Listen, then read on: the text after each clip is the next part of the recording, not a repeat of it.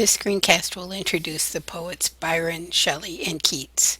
We begin with George Gordon, Lord Byron, who lived from 1788 to 1824. Byron was thought much admired as a poet in Europe and America, but he was thought to be far too immoral for Victorian England. He is best known for his epic poem, uh, Don Juan. I pronounce it that way because that is the way that Byron would have pronounced it. It rhymed with ruin. It may be that I will slip back into the Americanized pronunciation of Don Juan somewhere on the screencast. I'll try not to, though. Anyway, many people thought that Juan was a thinly disguised version of Byron himself, so many people ended up identifying the poet with the character.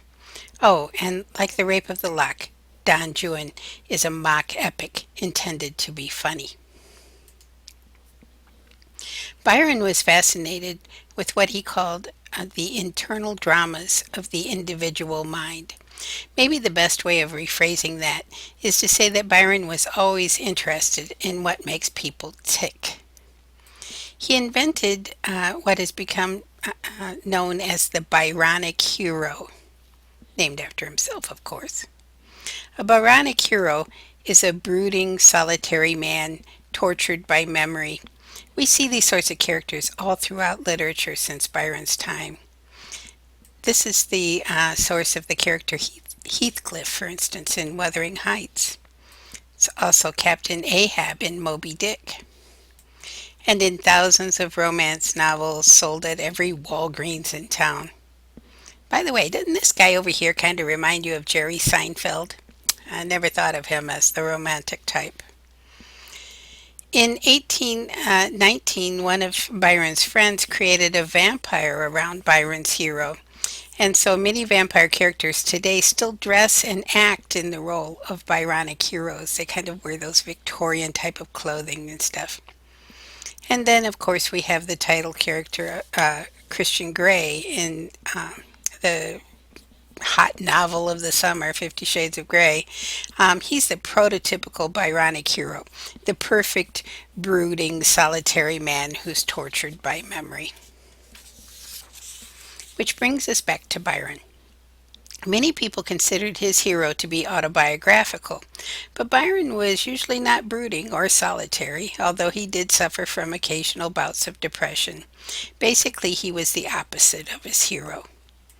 He was born into an aristocratic family, but the money was long gone. His father died when Byron was only 3, so he was raised by his poorly educated mom in near poverty in Aberdeen, Scotland. He and his mom could not be together without fighting. They were a pretty volatile pair. But they got along pretty well through letters, so they continued corresponding until her death in 1811. Byron had a lame foot. This is a photo of one of his braces which he wore as a child. He was really embarrassed by his deformity and overcompensated by becoming very athletic. He was an expert boxer, fencer, horseman, and swimmer. Several deaths in the family made him the heir to the title Lord Byron. His fortunes were much improved since he was now invested with both estate and money. Of course, just like many people who find themselves suddenly wealthy, he engaged in what was called fashionable dissipations, including gambling, womanizing, etc. So he went through his newfound wealth pretty quickly and really only got out of debt late in his life. While touring along the northern Mediterranean and Asia Minor, Byron encountered what he termed Greek love, sexual relationships between older aristocratic men and beautiful young boys. He carefully incorporated some of these ideas into Don Juan and scandalized his readers by doing so. Byron was incredibly handsome. He had Hollywood good looks, but had a difficult time maintaining his weight. He often starved himself on a diet of biscuits, soda water, and strong purgatives or laxatives, and almost certainly suffered from bulimia. He was much sought after as a lover and had several affairs with wealthy women in the highest circles of London society. One pursued him so relentlessly that he married Annabella Milbank in order to rid himself of the pursuit. This is Annabella over here. He and Annabella had a daughter together, but the marriage only lasted a year.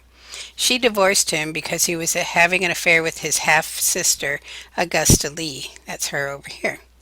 Which might not be as creepy as it sounds when you learn that they first met when they were adults. Anyway, their affair continued throughout Byron's life.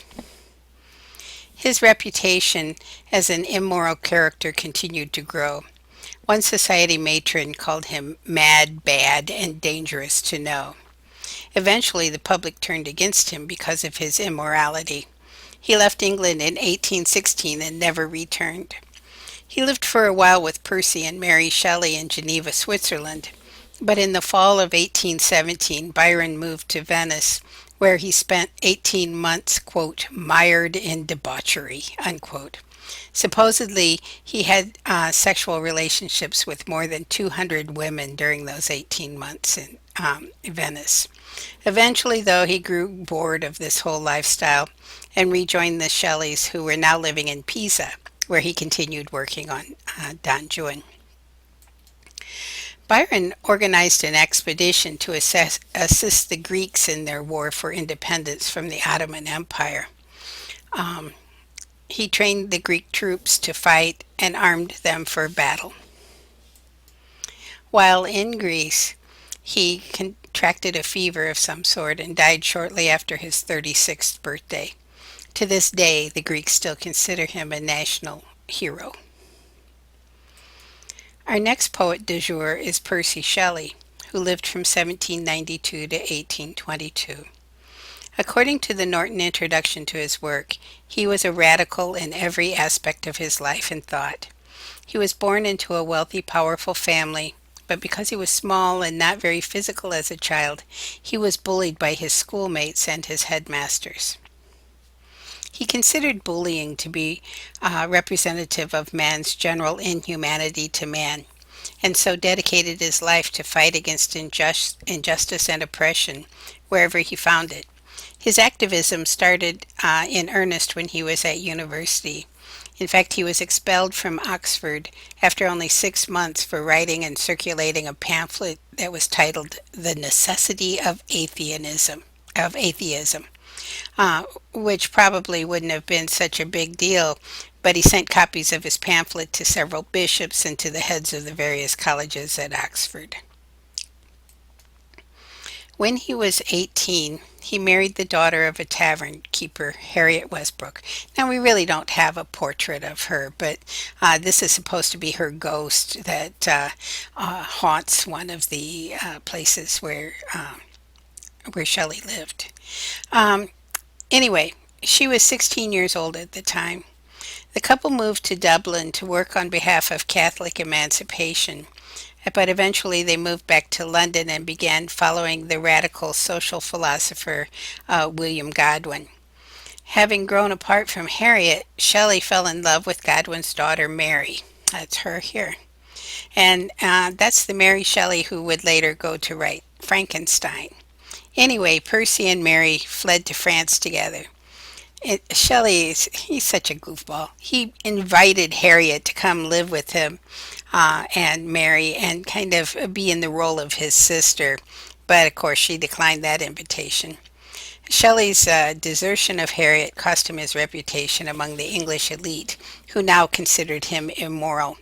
It didn't help that 2 years later, Harriet, who was pregnant by an unidentified lover, drowned herself in a fit of despair.